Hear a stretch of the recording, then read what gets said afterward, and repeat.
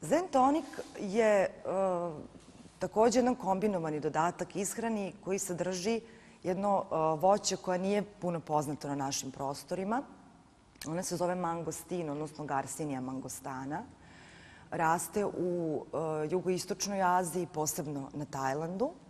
I sadrži voće koje je nama dobro poznato. To je voće umerenog klimatskog podneblja kao što je jagoda, malina, borovnica, brusnica, crno grožđe, trešnja, kruška i jabuka.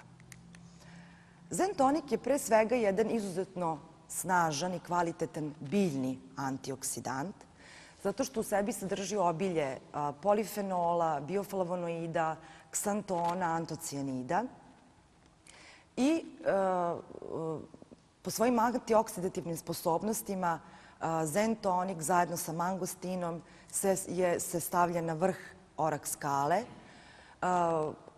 Zen tonik ima od 17 do 25 hiljada orak jedinica, a orak jedinice jeste jedinica koja označava sposobnost i mogućnost jedne supstance da neutrališe i da se suprotstavi slobodnim radikalima. Kako to deluje Zen tonik?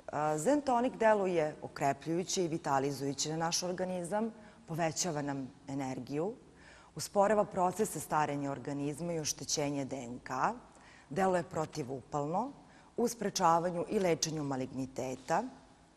Kada su u pitanju akutna stanja, kao što su prehlade, angina, bolovi u grlu, grip, Zen tonik vrlo brzo vraća dobro zdravlje.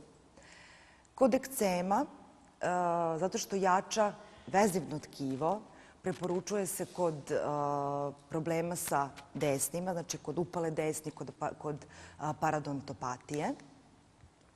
Jača imunni sistem, jača zidove krvnih sudova, a blagotvorno deluje i na nervni sistem, tako da se preporučuje kod Alzheimerove bolesti, parkinsonizma, demencije, multiple skleroze.